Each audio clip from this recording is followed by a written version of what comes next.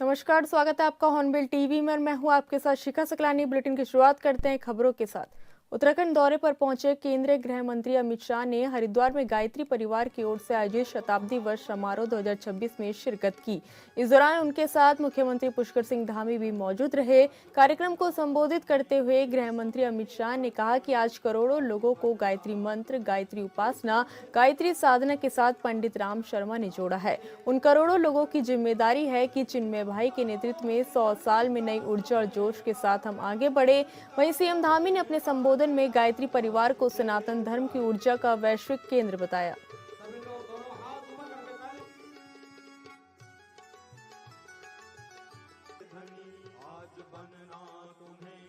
आजादी से अब तक 75 साल तक देश ने जिन जिन क्षेत्रों में विकास किया है उसको भी पूरे देश के सामने रखकर गौरव भरने का काम किया। मगर तीसरा काम बड़ा महत्वपूर्ण था। उन्होंने आजादी के 75वें वर्ष में अमृत काल की घोषणा की। क्या है अमृत काल? अमृत काल आजादी के 75 वर्ष से 100 साल तक की यात्रा है। और उन्होंने एक संकल्प इस देश की जनता के 130 करोड़ की जनता के लिए घोषित किया कि हम सब भारतीय मिलकर जब आजादी की शताब्दी मनाई जाएगी 15 अगस्त 2047 को एक ऐसे भारत की रचना करेंगे जो हरेक क्षेत्र में विश्व में सर्वप्रथम होगा, ऐसे भारत के। और एक पूर्ण विकसित परंतु भौतिकता से योजनों दूर आध्यात्मिकता के रास्ते पर आगे बढ़ता हुआ भारत की रचना की संकल्पना नरेंद्र मोदी जी ने की। और देखते देखते एक संकल्प देश के 140 करोड़ लोगों का संकल्प बना। मित्रों, मैं एक कॉलेज में इस संकल्प पर वक्तव्य देने का, एक बच्ची खड़ी हो गई। इन्होंने कहा, आपको लगता है क्या हमारे संकल्प लेने से देश आगे बढ़ जाएगा? तब मैंने उसको कहा था, एक व्यक्ति जब एक कदम उठाता है तो एक ही कदम उठता है। 140 करोड़ लोग एक दिशा में एक कदम उठाते हैं तो 140 कदम देश आगे, 140 करोड़ कदम देश आगे। और इस संकल्प को समाज सेवी संस्थाओं की मदद के बगैर पूरा नहीं किया जा सकता। आज मैं गायत्री परिवार के मंच पर आया हूं। हमारे युवा नेता चिन्मय जी को भी कहना चाहता हूं, ये संकल्प जो है ये भारत का संकल्प है, पूर्ण विकसित भारत बनाने का, भारत माता को सर्वोच्च स्थान पर विराजमान करने का ये संकल्प गायत्री परिवार का भी संकल्प। पंडित राम शर्मा जी ने जो व्यक्ति निर्माण से राष्ट्र निर्माण, व्यक्ति निर्माण से युग निर्माण, इसकी संकल्पना रखी है, हर नागरिक को हम ऐसे भारत के निर्माण की संकल्पना के साथ जोड़ दें। और स्वामी विवेकानंद जी को चिन्मय जी ने कोट किया। विवेकानंद जी ने एक बार कहा था कि सारे देवी देवताओं के मंदिर कुछ समय कर बंद कर उसमें भारत माता की मूर्ति को प्रस्थापित कर हम भारत माता की आराधना। तो गायत्री मंत्र से हमारे अंदर जो सद्वृत्तियों की वृद्धि होती है, एक चेतना जागृत होती है, आध्यात्म के रास्ते पर हम प्रशस्त होते हैं। इस सभी ऊर्जा चेतना का उपयोग हम ऐसे भारत की रचना करने के लिए बनाए जो भारत न केवल अपना समग्र ब्रह्मांड के कल्याण की कल्पना के साथ पूरे विश्व की कल्पना के लिए, कल्याण के लिए आगे बढ़े। मित्रों, आज मैं आप सभी को बताना चाहता हूं, इस 10 वर्ष के अंदर देश में काफी परिवर्तन हो गया। वर्षों से जिसकी राह देखते थे, 550 साल से रामलल्ला अपमानित अवस्था में बैठे थे, वहां आज अयोध्या में भव्य मंदिर का निर्माण हो गया। औरंगजेब ने तोड़ा हुआ काशी विश्वनाथ कॉरिडोर आज फिर से बन चुका है। 16 बार टूटने के बाद आज सोमनाथ का मंदिर दैदीप्यमान होकर सनातन की भगवी ध्वजा को शिखर तक पहुंचा। धारा 370 हट चुकी है। देश कॉमन सिविल कोड के रास्ते पर आगे बढ़ चुका है। और आज एक जमाने में हिंदुत्व की बात करने में भी लोग झिझकते थे, आज गर्व से हमारी संस्कृति और हमारे धर्म की बात करते हैं। मैं तो आज आया हूं गायत्री परिवार के मंच पर। ऐसे राष्ट्र के निर्माण में गायत्री परिवार भी लगे। व्यक्ति निर्माण से समाज निर्माण और व्यक्ति के परिवर्तन से युग परिवर्तन का जो नारा पंडित राम शर्मा ने दिया, वो 130 करोड़ भारतीयों का नारा बने और हम सर्वोच्च स्थान पर बैठी हुई भारत माता को अपने जीवन काल में देख पाए। सनातन संस्कृति और भारतीय दर्शन के प्रचार प्रसार में पथ प्रदर्शक बनकर अग्रणी भूमिका निभा रहा है। भाइयों बहनों, ये हम सभी का अत्यंत सौभाग्य है कि इस युगांतकारी अवसर पर हमें संकल्प, समर्पण और कर्तव्य प्राणता के जीवंत प्रतीक देश के यशस्वी गृह एवं सहकारिता मंत्री आदरणीय अमित भाई शाह जी का पावन सानिध्य एवं मार्गदर्शन प्राप्त हो रहा है। भाइयों बहनों, जिस प्रकार पूज्य गुरुदेव श्री राम आचार्य शर्मा जी की प्रेरणा से आज गायत्री परिवार के 15 करोड़ से अधिक साधकों संपूर्ण विश्व में ज्ञान, आराधना, साधना और सेवा के माध्यम से समाज में आध्यात्मिक चेतना का प्रसार कर रहे हैं, उसी प्रकार आज आदरणीय श्री अमित भाई शाह जी ने आदरणीय प्रधानमंत्री श्री नरेंद्र मोदी जी के नेतृत्व मार्गदर्शन में अपनी अद्वितीय संगठन कौशल, दूरदर्शिता और अडिग संकल्प के बल पर भारतीय जनता पार्टी को विश्व की सबसे बड़ी राजनीतिक पार्टी बनाने में अद्वितीय भूमिका निभाई है। यह आदरणीय प्रधानमंत्री जी के मार्गदर्शन और आपके दृढ़ संकल्प का परिणाम है कि आज देश की कार्य संस्कृति और सोच में बदलाव आया है। एक नई कार्य संस्कृति और एक नया कार्य व्यवहार देश में 2014 के बाद प्रारंभ हुआ है। आज जहां देश में जीरो टॉलरेंस की नीति के साथ भ्रष्टाचार पर प्रभावी अंकुश लगाने का प्रयास किया जा रहा है, वहीं आतंकवाद और नक्सलवाद जैसी विघटनकारी शक्तियों को नेस्तनाबूद करने के लिए संकल्पित होकर कार्य किया जा रहा है। आज संपूर्ण भारत आंतरिक रूप से कहीं अधिक सुरक्षित, संगठित और आत्मविश्वास से परिपूर्ण होकर विकसित और आत्मनिर्भर राष्ट्र बनने की दिशा में आगे बढ़ रहा है। भाइयों बहनों, पूज्य गुरुदेव पंडित श्री आचार्य शर्मा जी द्वारा रोपित अखिल भारतीय विश्व गायत्री परिवार बीज आज बट वृक्ष का रूप लेकर विश्व के असंख्य लोगों को ज्ञान और संस्कार की छाया दे रहा है। आज गायत्री परिवार केवल एक धार्मिक संस्था नहीं, बल्कि सामाजिक, नैतिक, आध्यात्मिक नवजागरण का एक व्यापक जन आंदोलन बन चुका है, जो भारत की आध्यात्मिक चेतना को देश की सीमाओं से निकालकर विश्व के कोने कोने तक पहुंचाने का काम कर रहा है। मुझे प्रसन्नता है कि आज पूज्य गुरुदेव और वंदनीय माता जी के संकल्प को आगे बढ़ाने में डॉक्टर चिन्मया पांडेय जी अपने समर्पण से, साधना और विनम्र व्यवहार से एक सरल साधक के रूप में गायत्री परिवार को नित नई नई ऊंचाइयों तक पहुंचाने का कार्य कर रहे हैं। उनके नेतृत्व में आज गायत्री परिवार विश्व के 80 से भी अधिक देशों में मानवीय मूल्यों, सेवा और संस्कारों का प्रचार प्रसार कर रहा है। इतने बड़े वैश्विक संगठन की जिम्मेदारी संभालने वाले डॉक्टर चिन्मया पांडेय जी का सरल स्वभाव और विनम्रता हमें यह एहसास कराती है कि महानता सदैव सहजता में ही बसती है। मैं इस पावन अवसर पर राष्ट्र, धर्म और संस्कृति की सेवा में समर्पित इस महान यात्रा को आगे बढ़ाने के लिए डॉक्टर चिन्मया पांडेय जी का हार्दिक आभार व्यक्त करता हूं। भाइयों बहनों, आज आदरणीय प्रधानमंत्री श्री नरेंद्र मोदी जी के सशक्त नेतृत्व में भारत अपनी सांस्कृतिक चेतना के पुनर्जागरण के अमृत काल में प्रवेश कर चुका है। वर्षों तक उपेक्षित रहे गौरवशाली इतिहास, सांस्कृतिक विरासत को आज न केवल पुनर्स्थापित किया जा रहा है, बल्कि राष्ट्रीय चेतना का आधार भी बनाया जा रहा है। जो भारत कभी गुलामी वाली मानसिकता से ग्रस्त था, आज अपने सांस्कृतिक मूल्यों, अपनी परंपराओं, अपना वैज्ञानिक दृष्टिकोण पर गर्व करता है। आज हमारी सनातन संस्कृति की धर्म ध्वजा संपूर्ण विश्व के अंदर गर्व के साथ लहरा रही है।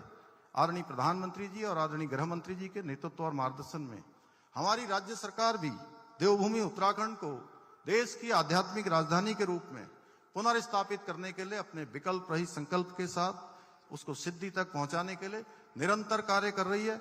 और मुझे पूरा विश्वास है हमारे इस संकल्प को साकार करने में गायत्री परिवार के आप सभी धर्म ध्वजवाहक अपने समर्पण, साधना और सेवा के माध्यम से इसी प्रकार हमें अपना सहयोग, अपना मार्गदर्शन प्रदान करते रहेंगे और हम सब मिलकर सनातन संस्कृति के इस विराट संदेश को संपूर्ण विश्व तक पहुंचाने में अवश्य सफल होंगे।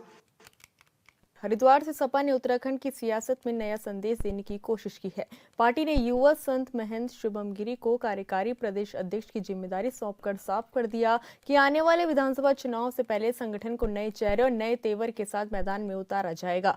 पदभार संभालते ही महंत शुभम गिरी ने शीर्ष नेतृत्व के भरोसे को संकल्प में बदलने की बात कही और प्रदेश में पार्टी को मजबूत करने का ऐलान किया। महंत शुभम गिरी ने कहा कि देवभूमि उत्तराखंड में उनकी राजनीति का केंद्र हिमालय और पर्यावरण संरक्षण, गंगा की स्वच्छता, अंकिता भंडारी को न्याय और गैरसैंण को स्थायी राजधानी बनाने का मुद्दा रहेगा। उन्होंने समाजवादी पार्टी पर लगाए जाने वाले हिंदुत्व विरोधी आरोपों को सिरे से खारिज करते हुए कहा कि सपा संत समाज, संस्कृति और जनभावनाओं के सम्मान के साथ सामाजिक न्याय और विकास की राजनीति करती है।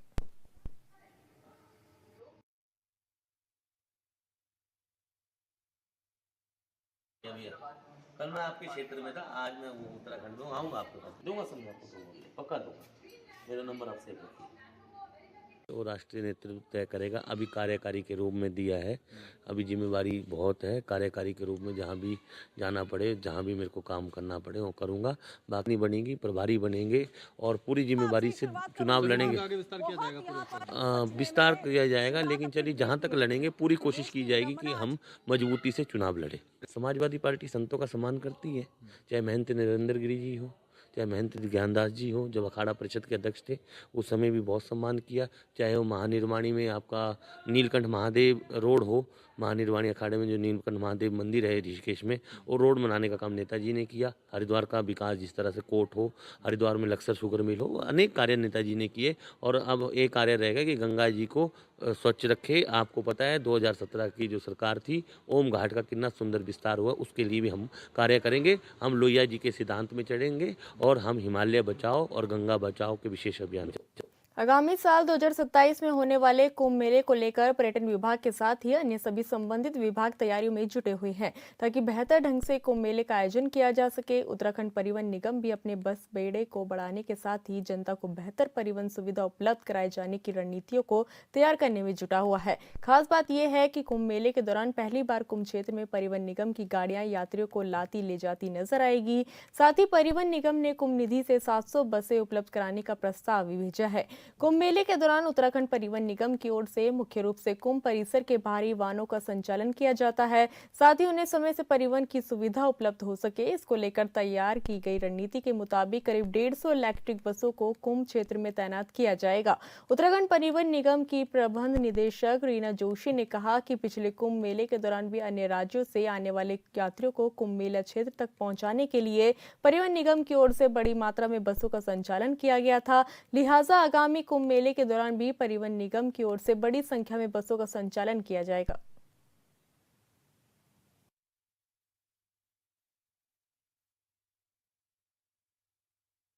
कुंभ मेले में जैसे कि पिछली बार भी जब कुंभ हुआ था, तो जो बाहर के राज्यों से लोग आ रहे थे उनकी कुंभ के स्थान तक कनेक्टिविटी के लिए परिवहन निगम का काफी योगदान रहा था। तो इस बार भी परिवहन निगम अपनी जिम्मेदारी को निभाएगा और साथ ही साथ जो हमारी बसें जर्जर हो चुकी है उसके लिए भी हमने शासन को प्रपोजल भेजा है कि कुंभ निधि से हमें इसमें सहायता प्राप्त हो। तो लगभग हमने 700 बसों का प्रस्ताव शासन को भेजा है और जल्द है कि इसमें भी हमें इसमें कुछ सहयोग मिलेगा। लेकिन इस बार हम लोग एक नया काम भी शुरू कर रहे हैं कि जो इंटरनल कनेक्टिविटी थी, क्योंकि कभी भी निगम इंटरनल कनेक्टिविटी में पार्ट नहीं लेता था, तो इस बार जो इंटरनल कनेक्टिविटी हो गई, यानी कि कुंभ के मेला क्षेत्र के अंदर की कनेक्टिविटी, इसमें भी परिवहन विभाग के अंतर्गत जो पीएमई बस सेवा की जो बसेस मिलेंगी, इलेक्ट्रिक बसेस मिलेंगी, उसके द्वारा हम लोग इंटरनल कनेक्टिविटी को भी सुनिश्चित करेंगे। लगभग कितने बसें चलाने का आप लोगों का अभी फिलहाल लक्ष्य रखा आपने इंटरनल में? इंटरनल कनेक्टिविटी के लिए लगभग 150 बसेस के अभी भी प्रस्ताव रखा है, लेकिन अगर आवश्यकता बढ़ी तो हम इसके लिए और भी अधिक बसेस चलाएंगे। जिलाध्यक्षों का 10 दिवसीय प्रशिक्षण शिविर आयोजित किया गया। इस ऐतिहासिक प्रशिक्षण शिविर के 9वें दिन कांग्रेस सांसद राहुल गांधी का आगमन हुआ।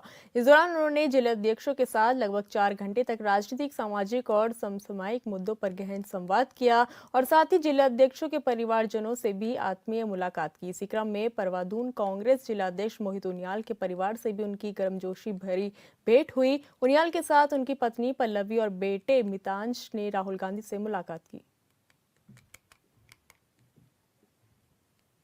धनौल्टी विधानसभा क्षेत्र से पंचायत सदस्य महावीर चौहान ने अपने समर्थकों के साथ उत्तराखंड क्रांति दल की सदस्यता ली। इस दौरान उन्होंने कहा कि राष्ट्रीय पार्टियों की नीतियों से देवभूमि की स्थिति खराब हुई है। यूकेडी नेता जयप्रकाश उपाध्याय ने दल को उत्तराखंड के अधिकारों की लड़ाई का मंच बताया। कार्यक्रम में सैकड़ों समर्थक और कई वरिष्ठ पदाधिकारी मौजूद रहे।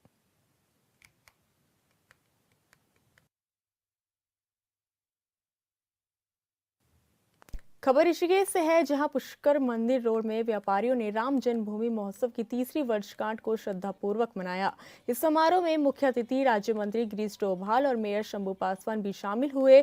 ऐसे में पुष्कर मंदिर रोड को दुल्हन की तरह सजाया गया और अनेकों कार्यक्रमों के साथ विशाल भंडारे का आयोजन किया गया। वहीं मुख्य अतिथि ने बताया कि ये वही ऐतिहासिक दिन है जब 2024 में सदियों के इंतजार के बाद प्रभु श्री राम अपने भव्य मंदिर में विराजित थे। तभी से लोग हर वर्ष राम मंदिर प्राण प्रतिष्ठा दिवस बड़े ही धूमधाम से मनाते हैं।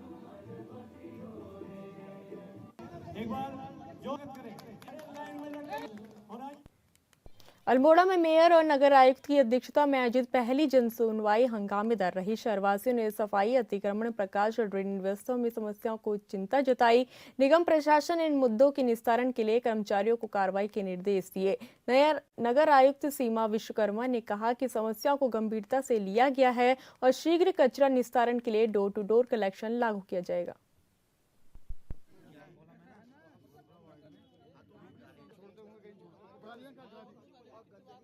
जैसे कि आप लोगों को पता है कि मेरा अभी 1 हफ्ते पहले मैंने चार्ज लिया है, तो जो यहाँ के नागरिक हैं उन लोगों की कुछ जो समस्या है, जो कैसे हम लोग नगर निगम को सुधार कर सकते हैं, कैसे इसमें सौंदर्यीकरण कर सकते हैं और क्या आम जनता को इसमें प्रॉब्लम आ रही है, तो उसके लिए मैंने एक यहाँ पर जन सुनवाई रखी थी, जिसमें कि बहुत सी बातें ऐसी हैं कि जो निकल के आई हैं, बहुत सी समस्या निकल के आई हैं, जिसमें कि कुछ जो समस्या है उनका समाधान तो पहले ही जो हमारे यहाँ के पार्षद हैं उन लोगों ने यहाँ पर रख दिया गया था, क्योंकि इससे पहले 2 बोर्ड मीटिंग हो चुकी थी और उसमें उनके आधे से अधिक जो समस्या है उसमें हल हो गई थी। ये प्रस्ताव स्वीकृत हो चुके थे, तो उसी के क्रम में अब हम उनके कोटेशन भी जारी कर रहे हैं और साथ के साथ कुछ नई समस्या आई थी जिसमें कि हमको अन्य विभागों से भी संपर्क करना पड़ेगा। जबकि बात है कि अल्मोड़ा नगर निगम जो इतनी पुरानी नगर पालिका भी रही है, उसमें अभी तक डोर टू डोर कलेक्शन का कोई भी यहाँ पर प्रोसेस नहीं था, तो उसके लिए भी हम लोगों ने बोर्ड मीटिंग में प्रस्ताव रखा है कि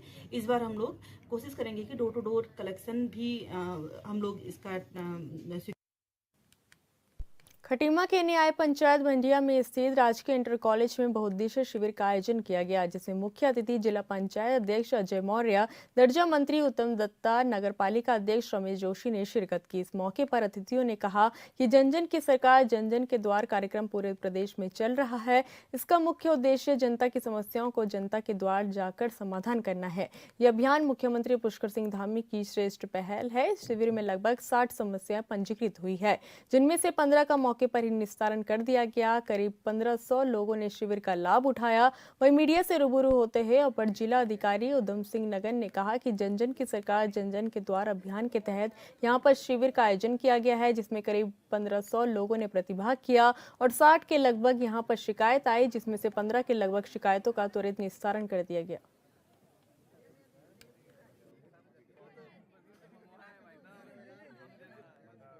की की सरकार जन जन के द्वार कार्यक्रम में आज खटीमा में जो है ये कार्यक्रम आयोजित किया गया है। सुबह से लगभग 60 से अधिक शिकायतें प्राप्त हुई थी, जिसमें 15 से 20 का मौके पर निस्तारण किया गया है। इसके अतिरिक्त इस शिविर में जो सरकार के द्वारा विभिन्न योजनाएं चलाई जा रही थी, उसको भी यहाँ पे शिविर लगाए गए हैं, उसका लाभ दिया जा रहा है। 11 से अधिक अभी दिव्यांग प्रमाण पत्र यहाँ मौके पर ही निस्तारित किए गए हैं। हमारे स्वास्थ्य विभाग के कैंप है, प्रत्येक कैंप में जैसे पशुपालन विभाग में 200 से अधिक लोगों ने उन्होंने दवाएं प्राप्त की हैं। ऐसी जो स्वास्थ्य विभाग हैं, हमारे आयुर्वेदिक हैं, हमारे अन्य डिपार्टमेंट्स की जो योजनाएं चल रही है उस पर लोगों ने काफ़ी संख्या में प्रतिभाग किया है, काफ़ी लोगों का आगमन हुआ है। लोगों ने विभाग की योजनाओं के बारे में न केवल जानकारी प्राप्त की, बल्कि ऐसी चीज़ें जो विभाग के द्वारा दी जा रही थी, जैसे श्रम कार्ड हो, महिलाओं के लिए पोषण योजना के तहत जो भी किट बनाई जा रही है तो उसको भी दिया गया है। अभी भी हमारे विभागीय अधिकारी यहाँ पर उपस्थित हैं और जितनी भी संख्या में लोग आ रहे हैं उनको विभागीय योजनाओं से लाभान्वित करें। चुनावी साल में राज्य सरकार ने स्वास्थ्य विभाग की जिम्मेदारी सचिव सचिन कुर्वे को सौंपी है। ऐसे में पहाड़ में पटरी से उतरी स्वास्थ्य व्यवस्था को पटरी पर लाना बड़ी चुनौती होगी। वहीं स्वास्थ्य विभाग का चार्ज लेने के बाद सचिव स्वास्थ्य सचिन कुर्वे का कहना है कि पूर्व के अधिकारियों के बेहतर काम को तेजी से आगे बढ़ाया जाएगा। साथ ही नई टेक्नोलॉजी का प्रयोग कर हेली एम्बुलेंस के साथ अन्य व्यवस्थाओं को भी दूरस्थ इलाकों तक पहुंचाया जाएगा। ऑलरेडी सिविल एविएशन की तरफ से एक प्रपोजल आपदा विभाग के सहयोग से तैयार किया जा रहा है, ताकि हेली एम्बुलेंस सेवा पहाड़ी क्षेत्रों के लिए जल्द से जल्द शुरू किए जाने पे जो भी प्रोसीजर है, एसओपी है, वो बनाया जा रहा है। और दूसरा डायग्नोस्टिक टेस्ट के सापेक्ष में, क्योंकि दूर दराज क्षेत्रों में जो लैब्स वगैरह है, क्योंकि आज दोपहर की ब्रीफिंग के लिए मैंने संबंधित अधिकारियों को बुलाया है, तो टेक्नोलॉजी का कितना इसमें हम उपयोग कर सकते हैं उस पर विचार विमर्श किया जाएगा और उसका भी पायलट बेसिस पे जल्द से जल्द क्रियान्वयन किया जाएगा। नैनीताल में जन जन के द्वार कार्यक्रम के तहत बहुउद्देशीय शिविर का आयोजन किया गया, जहां नव नियुक्त मुख्य विकास अधिकारी अरविंद कुमार पांडे ने लोगों की समस्याएं सुनी और ज्यादातर समस्याओं का मौके पर ही निस्तारण किया गया। शिविर में कई विभागों ने स्टॉल लगाकर जन कल्याणकारी योजनाओं से सैकड़ों लोगों को लाभान्वित किया।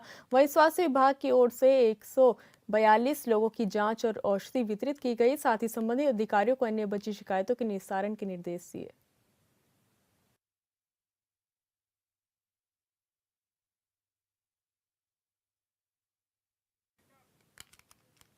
फिलहाल इस बुलेटिन में इतना ही। आप देखते रहिए हॉर्नबिल टीवी। नमस्कार।